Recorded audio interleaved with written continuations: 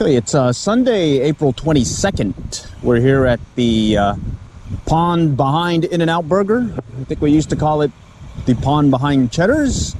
Now it's pond behind In-N-Out Burger. I think it's also called the Eagle's Nest. There's Cane's now, there's In-N-Out, and there's Cheddar's back here. And that's why we call it that.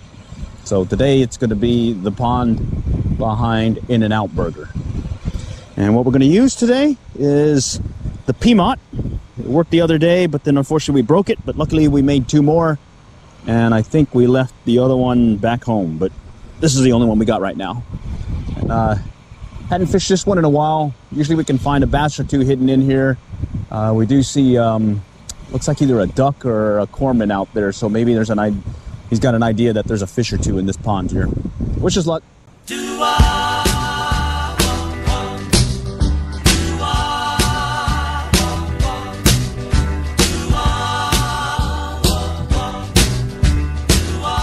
Further up the road from the In-N-Out Burger and try this pond.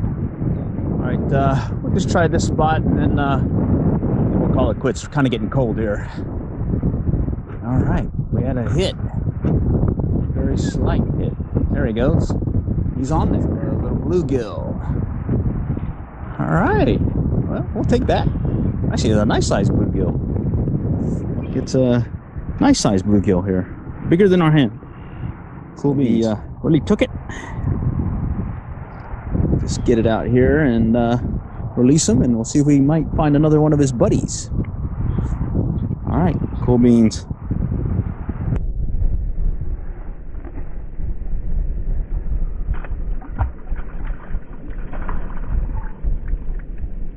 Already tore this one up here. All right, that's how we like seeing our fishing flies. Wet and beat up.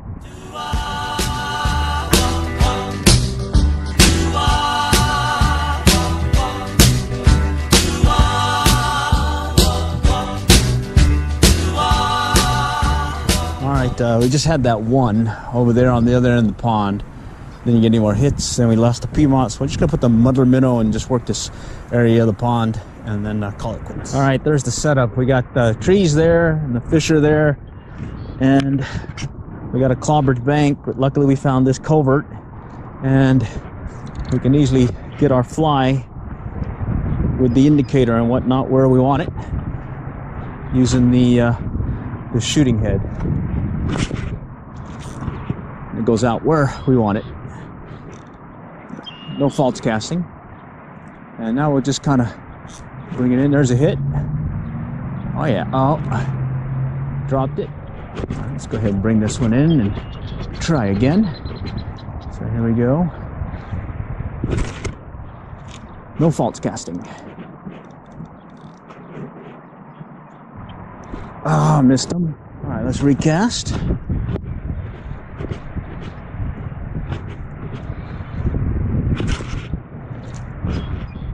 There he goes. He hit it. All right. He took it good this time. See what it is. The Guadalupana. It's one that we normally use over there on the Guadalupe down in New Braunfels. Oh man, lost them. All right, let's try it again.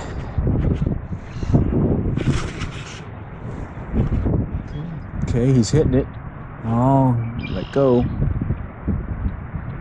Come on, hit it. Took it under slightly twice now. Let's go ahead and recast.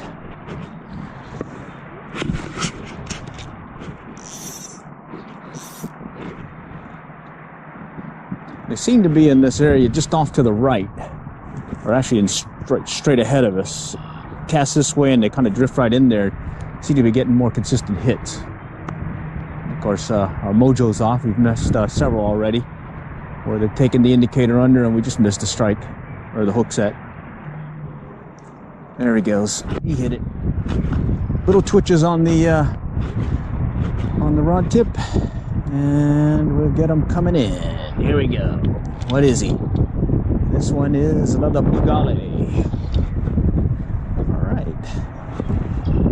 A little fighter.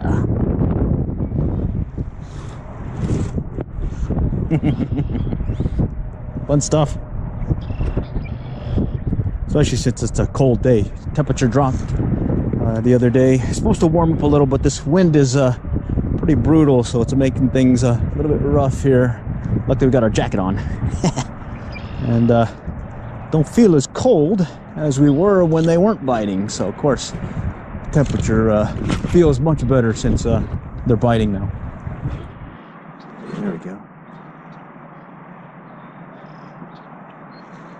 Got him. All right. You let them take it just slightly under and then just tighten up on the line, and then you seem to get a better hookup rate. All right, so they weren't hitting it as hard as they were earlier, so make an adjustment. But they're still there on the Guadalupana. Cool beans. Okay. Let's go break it in a little bit. There we go. So he took it under. Just slowly tighten on the line, and there we go. All right. Yeah, much better. So they're not really hitting it hard. They are taking it. All right, let's just go ahead and bring this guy in. Okay. All right. Good to know.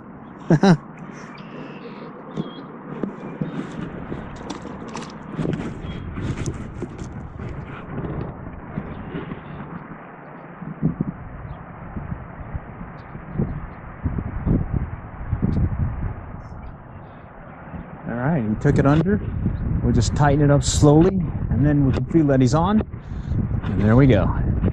So earlier when they were hitting, we were immediately trying to set the hook, and I think we just ended up pulling the hook out of their mouth. So now that we've done this adjustment, it's worked out. We've gotten pretty much a bite and a hookup with the last 3 casts.